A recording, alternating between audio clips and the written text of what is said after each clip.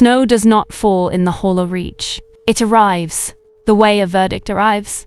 Final, white, and indifferent to anyone caught beneath it. In the lands north of the Blackthorn line, it was custom for a pack to cast out anyone who could not earn their place at the fire. And custom, in the hollow reach, was older than mercy. No one asked where the exiled went. No one wanted to know what it cost the wilderness to take them. Alara Vos had been 3 days without food. When she heard the cub crying, she almost didn't stop. Stopping cost calories she didn't have, and the parts of her mind that still belonged to the wolf, thin now, starved down to instinct, told her that whatever was making that sound was either dying or bait. And either way, not her concern. She had exactly 1 blanket, half a rabbit she'd been rationing since yesterday, and a body that had stopped shivering an hour ago, which she knew distantly was a bad sign. She stopped anyway. The sound was coming from a thicket choked with blackthorn, the kind of brush that tore skin, and didn't apologize for it. She found him wedged between 2 roots, no bigger than her 2 fists together, fur matted with frozen blood, 1 back leg twisted at an angle. That made her stomach turn. He'd stopped crying by the time she reached him. That frightened her more than the crying had. She didn't think. That was the thing she would tell herself later. In the months that followed, she hadn't decided to save him. The way you decide to do something noble? Her hands had simply already torn open her own coat and pressed his ice-cold body against her bare skin before her mind caught up. "Don't you dare," she said to him, voice cracked from disuse. She hadn't spoken aloud in 9 days. "Don't you dare die after I ruined a perfectly good coat for you." He didn't answer, obviously, but his ribs moved, faint as a moth's wing, and that was enough. She had been Pack Voss's Omea once. The lowest rung, the one fed last, spoken to least, blamed first. They had cast her out at the equinox gathering, in front of the whole pack, her own brother reciting the words that severed her bond, like he was reading a grocery list. Barren, useless, a drain on pack resources we can no longer justify. No one had argued. No one had looked at her either, which she remembered more clearly than the words themselves. The specific way 200 people can refuse to meet your eyes at once, as if rejection were contagious. She named the cub Bramble, because of the thorns, and because she was too tired to think of anything more dignified, and because some small, stubborn part of her, the part that had survived 9 days alone in the dark, wanted him to have a name. Before he had anything else, a name was proof someone had noticed you existed. She knew exactly how much that mattered. What she did not know, could not have known, crouched in the snow with a dying stranger's child pressed to her heart. Was that somewhere south of the frozen tree line? An army of 3,000 wolves. Was tearing the hollow reach apart looking for him?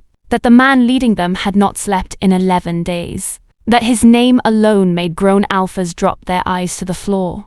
And that the thorns, which had nearly killed his son, were about to deliver her, an exiled Omega with nothing left to lose, directly into his path? The cabin had not been hers, technically. It belonged to no one. A trapper's ruin half-collapsed under a fallen pine, abandoned long before she'd found it. She'd patched the roof with bark and pine pitch, the way her grandmother had taught her, back before her grandmother died, and took the last person who'd ever called Alara clever with her. Bramble's leg healed wrong, then she rebroke it herself, with hands that shook the entire time, and set it properly. The cub screamed in a way that made her physically ill, and 3 weeks later, he was using it like nothing had happened. That was the first thing that struck her as strange. Wolf pups healed fast, but not that fast. By the 2nd month, he was the size of a yearling. By the 3rd, he'd outgrown the blanket she'd swaddled him in twice over. "You," she told him one evening, watching him shred a peanut cone with teeth that had no business being that sharp, "are not a normal pup." He looked up at her with eyes the color of struck flint. Not the warm amber of an ordinary wolf, but something colder, sharper, the kind of eye color she'd only ever seen on royal bloodlines and stories her grandmother used to tell. She dismissed the thought as exhaustion talking. Exhaustion talked a great deal that first winter. She didn't know his name. He couldn't tell her, not in this form. And by the time he was old enough to shift his skin, he still didn't have words for it. Too young. His vocabulary limited to her name. And hungry. And cold. Which made him, in this regard, identical to every child that have ever lived. She didn't ask the forest for answers. The forest, in her experience, didn't give them freely, and there was a particular danger in being curious about a stolen child, in territory crawling with men who wanted children stolen and silent.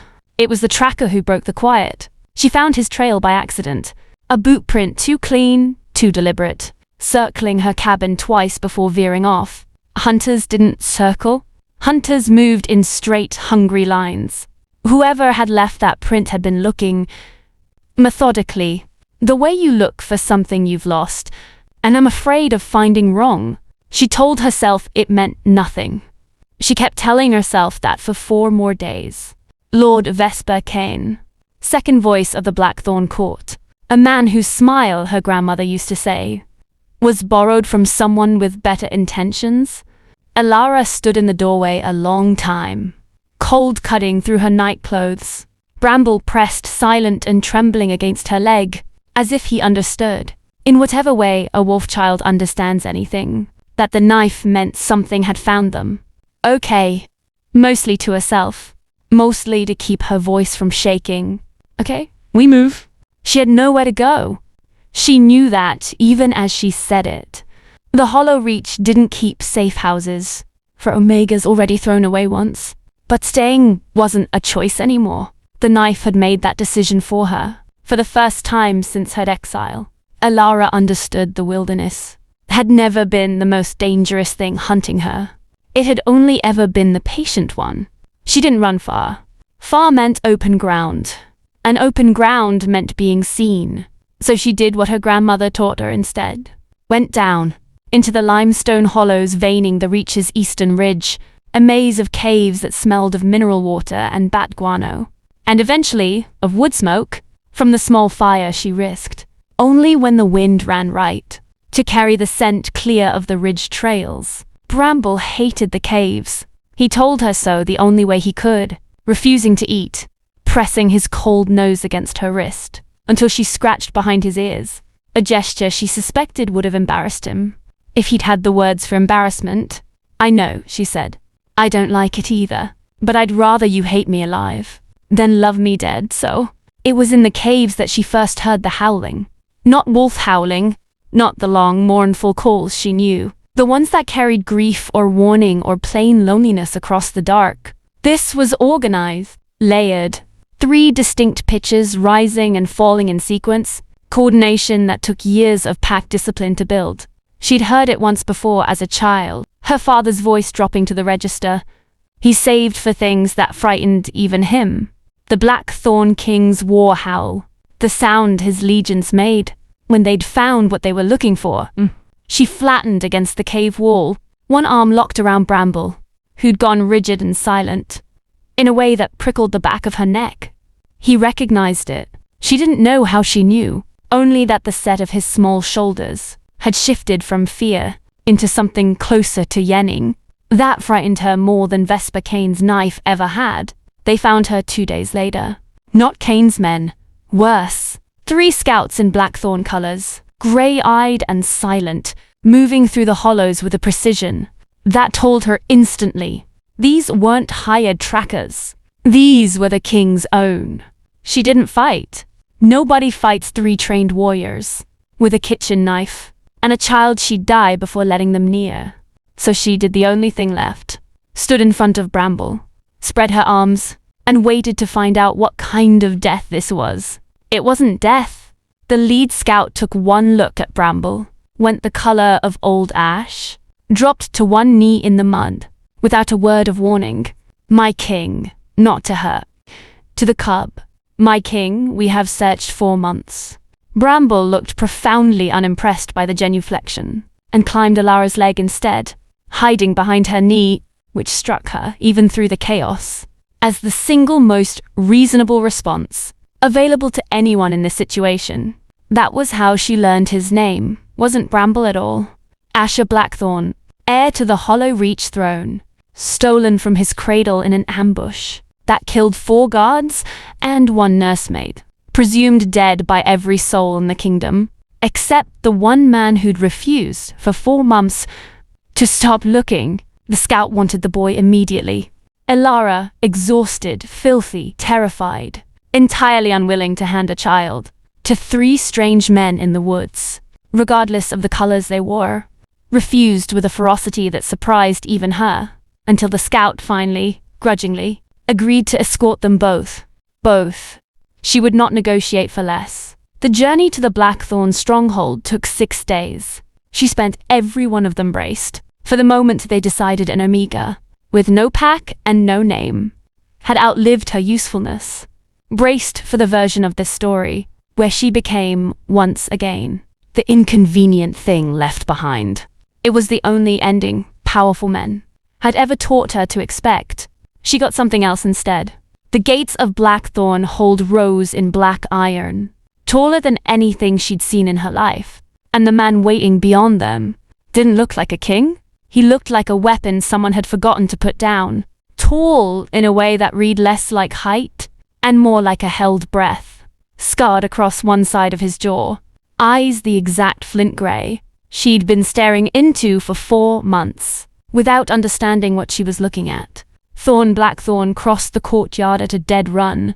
The instant the gates opened, the entire court, guards, advisors, nobles in their furs, watched their unbreakable king drop to his knees in the mud and gather his son against his chest, with a sound that wasn't quite a sob and wasn't quite a growl. Something raw, torn loose, from a place he clearly hadn't expected anyone to witness. Then he looked up at her. Elara had been looked at plenty in her life.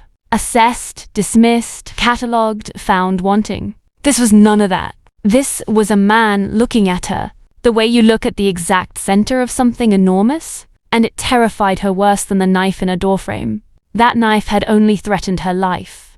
This man's gratitude threatened something she'd thought long dead. His voice came out rough. He didn't stand, still kneeling in the snow, his son's face buried in his throat. Are you? No one. The truest thing she knew how to say. I'm no one important. Something moved behind his eyes. Quick, sharp, gone before she could name it. He stood finally, Asher still locked against his chest with one arm. And the look he gave her wasn't the look of a king assessing a stranger. It was the look of a man filing away a lie for later, with every intention of unmaking it. They gave her a room in the hold's eastern wing. Warm, furnished, hers. In a way, nothing had been hers, in longer than she wanted to count. She didn't trust it. Trust, for Elara, had become something rationed, the way she'd once rationed rabbit meat, doled out in careful, fearful portions, in case the supply ran dry without warning. The court didn't share the king's gratitude. She felt it first at the welcome feast, 3 days after her arrival, held more for the heir's safe return than for her, though she'd been seated awkwardly near the high table, in a gown that fit wrong, and shoes she kept forgetting how to walk in. The noble's eyes slid over her, with the particular practiced cruelty of people who'd spent their lives ranking others by usefulness. Omega, she heard, not quite whispered. Exiled, barren, they say. What's she doing at the king's table? She'd heard worse. She told herself that, gripping her wine cup hard enough to whiten her knuckles. True, technically. Didn't make it hurt less. Just made the hurt familiar. Lady Soraya Vane found her in the gardens afterward. Thorn's cousin, sharp-tongued and sharper-eyed, the kind of woman who said exactly what she meant, and dared you to be offended by it. You're wondering if you're a guest or a threat. No preamble. Soraya settled onto the bench beside her, uninvited.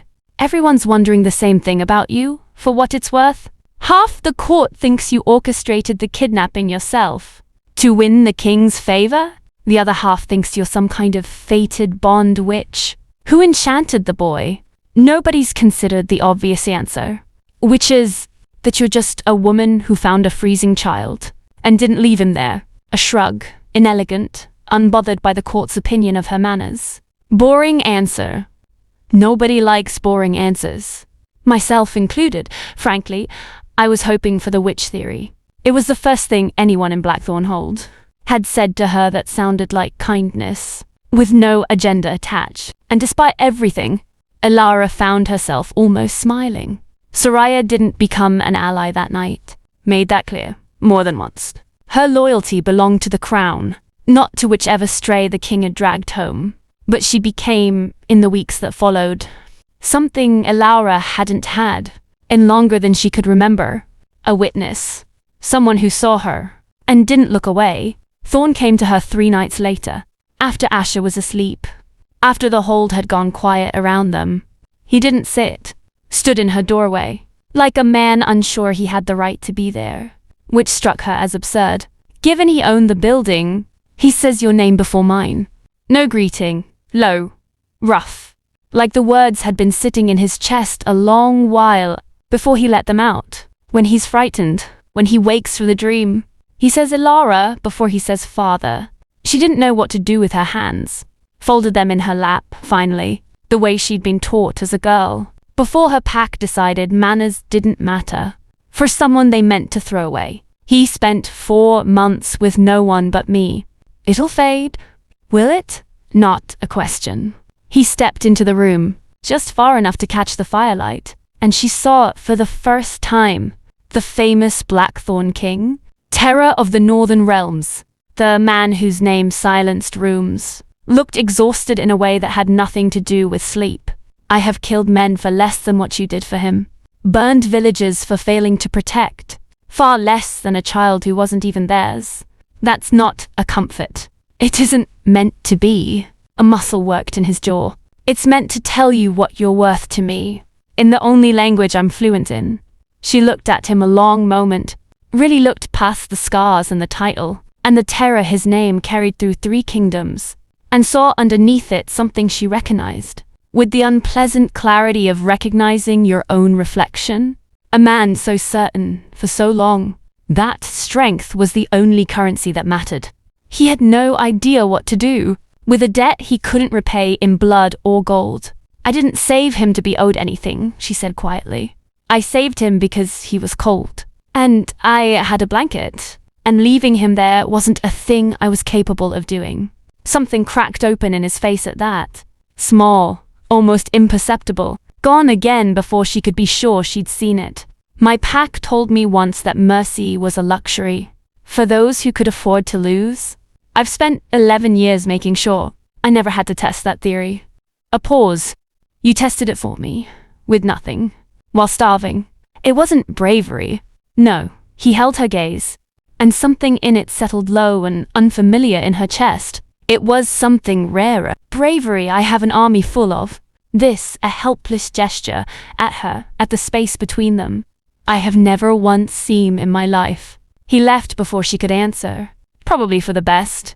She had absolutely no idea what she would have said. The force piece lasted 3 weeks. Long enough for Asher's wrong set leg, the one she'd rebroken with her own shaking hands, in a half-collapsed trapper's cabin, to be examined by the hold's healer, and pronounced flawlessly mended.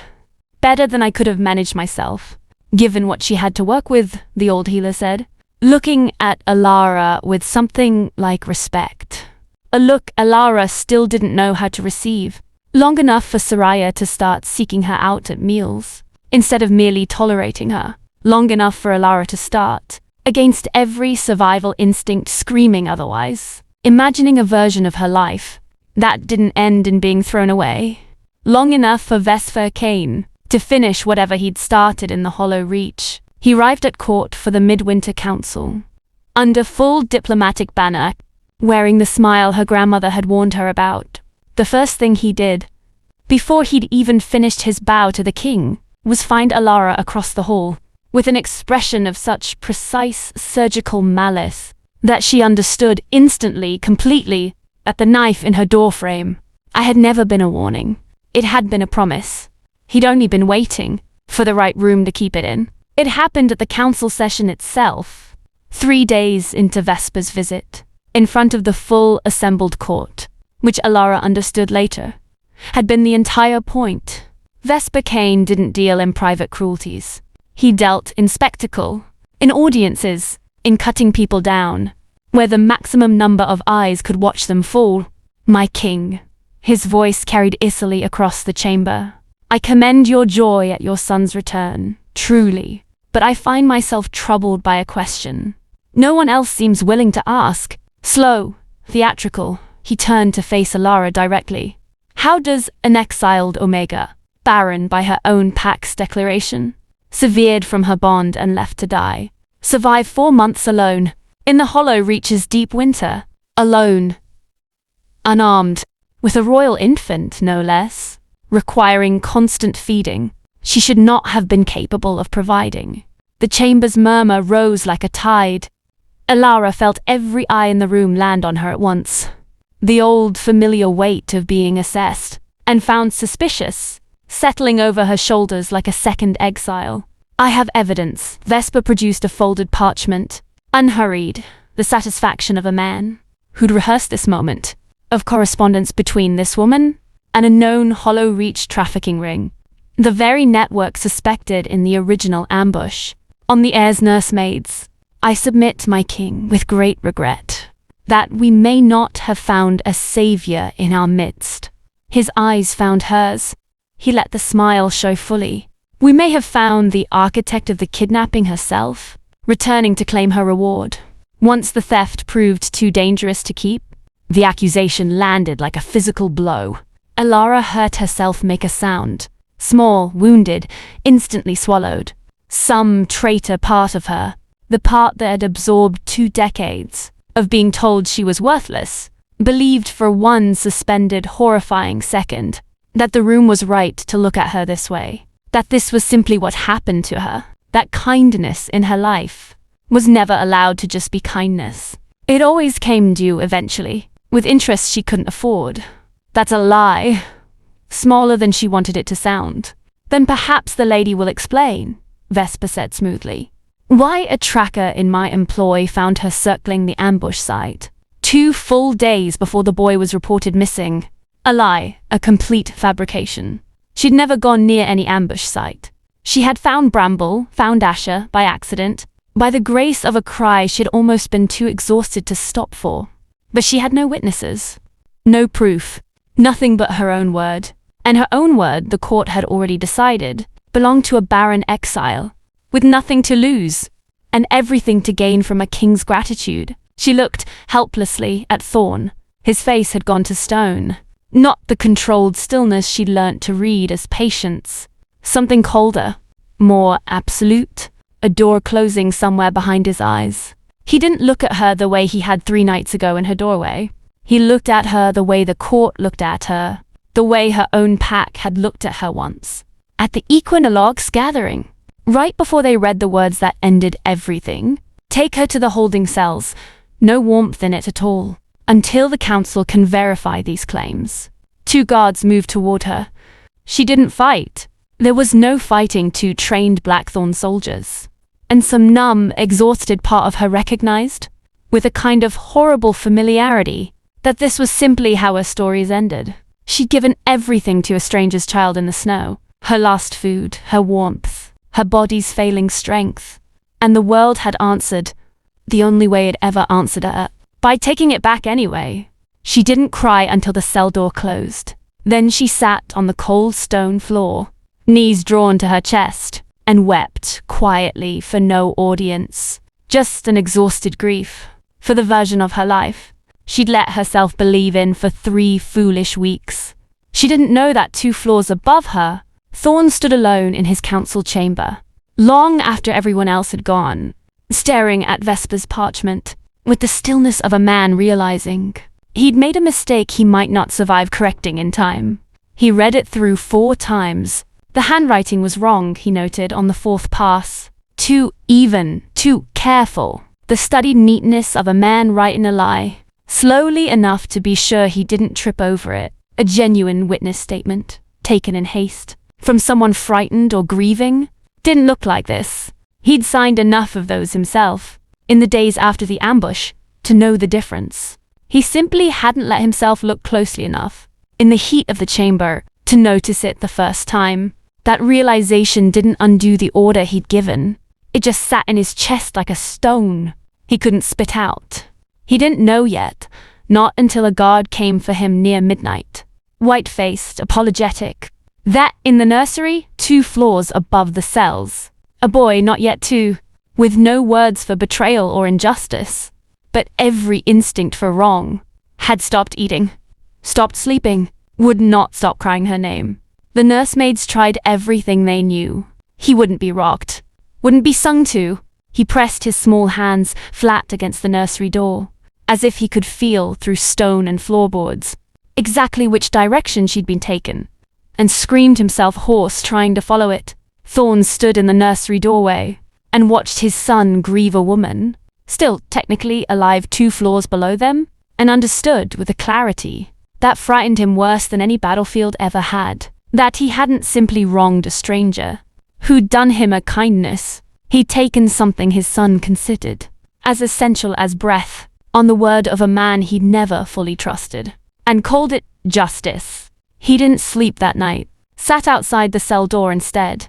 Not inside it because he didn't yet believe he'd earned the right to share that space with her, and listened to her breathing through the stone, and made himself a promise he intended to keep, regardless of what it cost him to keep it. There was, before the council session ever happened, a quieter morning Alara would return to often in memory, not because anything dramatic occurred, because it was the first time the hold had felt less like a cage with better furniture, and more like a place she might, someday, call hers. Asha had taken to dragging her out before dawn, small fists fastened in her sleeve, insistent on showing her the kennel yard, where the hold's hunting wolves were kept and trained. He couldn't yet explain why it mattered so much to him, only that he wanted her there, specifically watching, the way other children want a parent present, for nothing more than the fact of witnessing. Thorn found them on the 3rd such morning, leaning against the yard fence with his arms crossed, watching her attempt, badly, to teach a half-grown pup to heel, while Asha narrated the entire process with the supreme confidence of someone who'd never once been wrong about anything in his short life. "You're doing it incorrectly. I'm aware." She didn't look up. "He keeps biting my boot instead of walking beside it. He's testing whether you'll flinch." Thorn came around the fence, crouch, demonstrated. Low voice, steady hand, no hesitation in the gesture at all. The pup settled instantly, the way animals settle for people who've never once doubted their own authority. Hesitation reads as permission to wolves, even young ones. I've noticed that about more than wolves. Out before she could stop it, he went still. She felt it more than saw it. A particular quality of silence that told her she'd said something true enough to land somewhere unguarded. When she glanced over, his jaw was tight, his eyes fixed somewhere past her shoulder, and for a moment she thought she'd overstepped badly enough to end the morning. My pack didn't raise alphas low eventually. They raised weapons that happened to look like suns. Hesitation got you killed, or worse, got someone else killed. Someone counting on you not to flinch. I learned that at 9 years old, over my older brother's body, and I haven't let myself forget it since. She didn't offer sympathy. She've learned, in her own life, how little good sympathy did against a wound that old. It only made the person carrying it feel obligated to perform gratitude they didn't have the energy for. Instead, she sat down on the cold ground beside him, ignoring how thoroughly her borrowed dress was not built for sitting in kennel yard dirt, and let the silence be what it was. "I was the 7th child in a litter of 9, she said eventually. "Pack law says only the strongest 3 get fed first in a hard winter. I was never one of the 3. I learned to be very good at being forgotten. Quiet enough that no one remembered to resent me. Useful enough that no one quite dared finish the job of starving me out. It worked. Mostly, until it didn't." Thorn turned to look at her then, and there was nothing performative in his expression. Just a kind of stripped, careful attention she wasn't used to receiving from anyone, let alone a king. "That's not survival," he said. "That's a war fought entirely alone. For years with no one even acknowledging there was a war. Most of mine were." A shrug, smaller than she meant it. "I assumed that was simply what being alive cost." Asha chose that exact moment to fall face first into a mud puddle. with the catastrophic drama only a toddler can summon for a non-event. And the conversation dissolved into motion. Thorn up and lifting him, before the boy had even finished registering the indignity of it. Alara laughing despite herself, at his deeply offended little face. An ordinary moment. Unremarkable even. But Alara found herself turning it over that night, the way she once turned over a rare full meal in a hard season. Carefully, gratefully, unwilling to let a second of it go to waste. The peace didn't extend to the rest of the hold, however much she wished it would. She felt it sharpest at meals, where the seating placed her, near enough to the high table to be visible, and far enough from it to make the distance feel deliberate. Lord Calder Ashworth, the hold's eldest advisor, made a particular hobby of asking her questions, built less to be answered than to be witnessed failing. And what was your training in herbcraft, exactly, before you attempted to set the heir's leg yourself? What Pack Academy provided that education? He knew perfectly well an exiled Omega had no formal training in anything at all, and that the gap in her answer would do his work for him. She learned, slowly, not to apologize for the gap. None, she told him plainly, the fourth time he raised it, with enough witnesses present, that he couldn't pretend afterwards she'd misunderstood. I learned from watching my grandmother save lives with nothing but boiled water and stubbornness. The only education my pack considered me worth providing. The leg healed straight. I'm not certain what additional credential you require of a result that already worked. Soraya, 2 seats down, didn't bother hiding her laugh. Calder didn't raise the subject again, though Alara noticed, with a particular fatigue, of someone who'd spent a lifetime cataloging exactly this behavior. But his eyes never stopped tracking her after that. Sharp. Assessing the way a man tracks something he's decided is a problem to be solved, rather than a person to be known. It was Soraya walking with her through the hold's frost-rimmed gardens one evening, who finally said the thing Alara had been too afraid to say herself. You should know the council isn't unanimous on you. No softening. Half of them think Thorn's gone soft over a dramatic rescue story. The other half are waiting, quietly, patiently, for a reason to remind him what duty actually requires of a king. You should know which half is more dangerous. Which half is that? The patient ones. Her mouth twisted, not quite a smile. Calder doesn't hate you. He hates uncertainty. And you are, by every metric this court understands, an enormous uncertainty wearing a borrowed gown. I'd watch him before I'd watch anyone shouting at you outright. Shouting men show you exactly what they intend. Patient men rarely do until it's already done. Alara filed the warning away, the way she filed every warning, carefully, without panic, in the same quiet part of her mind that had kept her alive through 9 days alone in the wilderness. She didn't yet know how soon she'd need it. It was Soraya who broke it open. She found the tracker Vesper claimed, had spotted Alara near the ambush site, found him in a hold tavern 2 nights later. 3 drinks past careful, and asked him with the easy bluntness that made half the court uncomfortable, and the other half trust her implicitly, exactly when and where he'd allegedly seen an Omega woman near the nursery ambush. He couldn't answer, not because he was hiding something, because he'd never been there, never set foot near the ambush site in his life. He'd been paid, handsomely, by a man in cane livery, to put his name to a sworn statement he hadn't witnessed a single word of. Soraya brought him to Thorn in chains, still half drunk, talking faster than his fear could keep up with. It unraveled the way these things do. Not one grand confession, but a dozen small cracks spreading at once. A second witness recanted under questioning. A courier confirmed delivering coin from Kane's household to 3 different witnesses the week before the council session. And finally, damningly, one of Vesper's own household guards, a young man who'd clearly never expected the lie to grow large enough to threaten a child's life, whose conscience had apparently been quietly rotting since the ambush itself, came forward with what he knew. It had been Vesper's plan from the start, not Ilara's rescue, his original scheme. He'd ordered the nursery ambush himself, meaning to claim the missing heir had died. In Hollow Reach territory, weakening Thorn's claim to the northern passes, long enough for Kane's own forces to seize them under the guise of stabilizing an unguarded border. The plan had gone wrong the moment the kidnappers, flee in pursuit, abandoned the infant in the wilderness. Rather than risk capture with him alive, Vesper had spent 4 months believing his greatest liability, a dead, untraceable heir, had simply frozen and vanished into the snow, exactly as planned, until an exiled Omega found him first, and kept him alive, and ruined 4 months of careful lies, with nothing but a torn coat, and a stubborn refusal to let a child die. Vesper hadn't framed Alara out of strategy alone.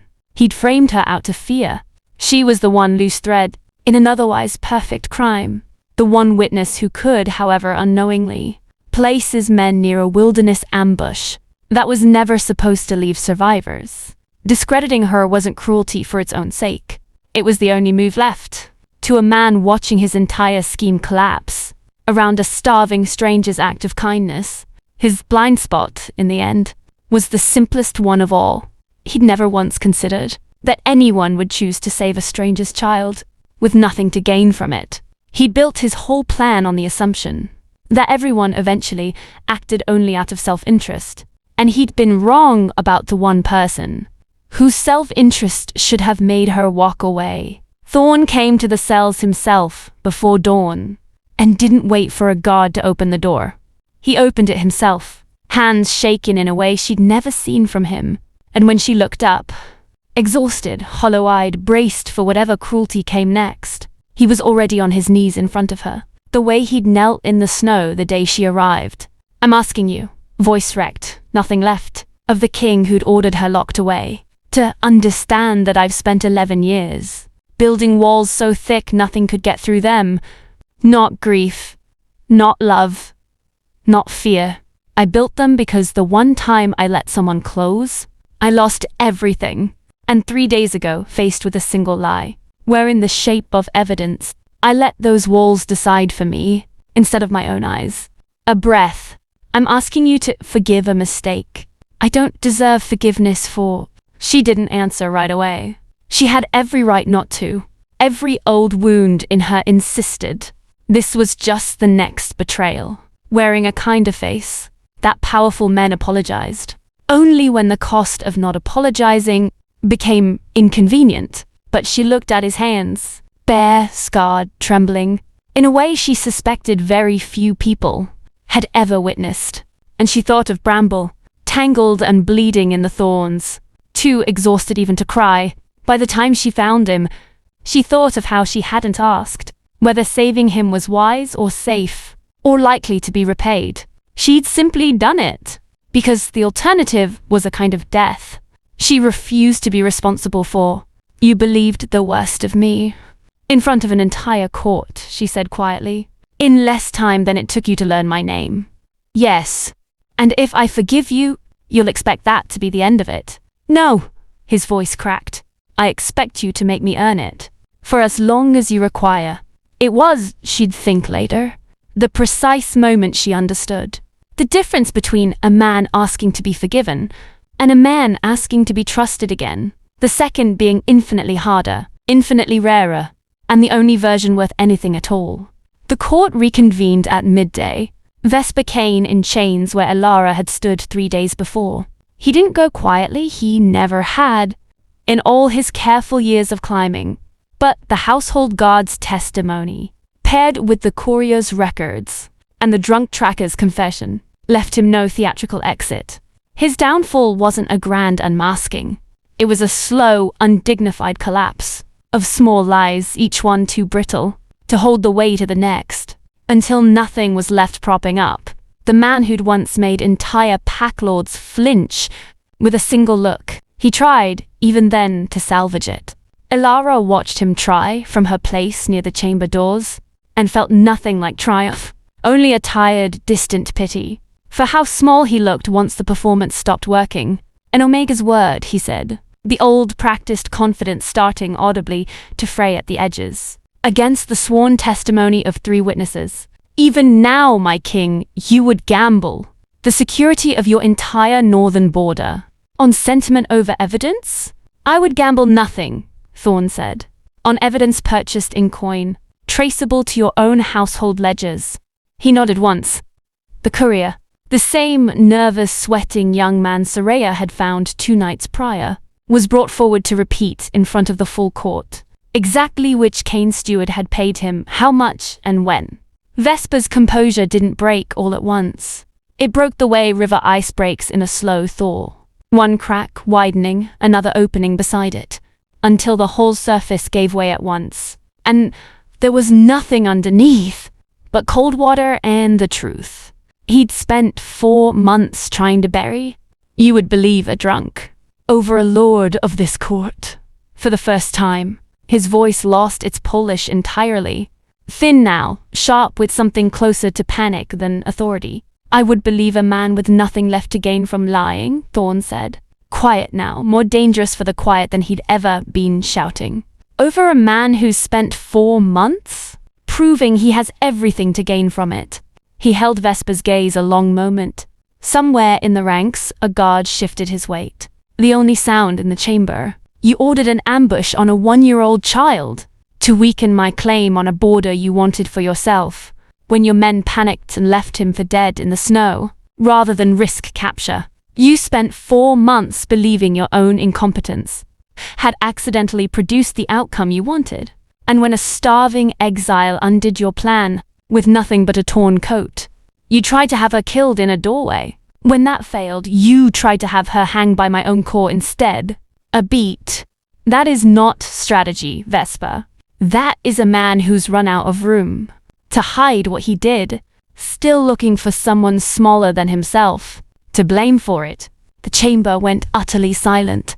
Vesper Kane, second voice of the Blackthorn court for 11 years, said nothing at all, and Alara, watching him, understood that silence was its own kind of confession. A man with an answer always has an answer. A man with none simply stops talking, unless the quiet finish what his lies no longer could.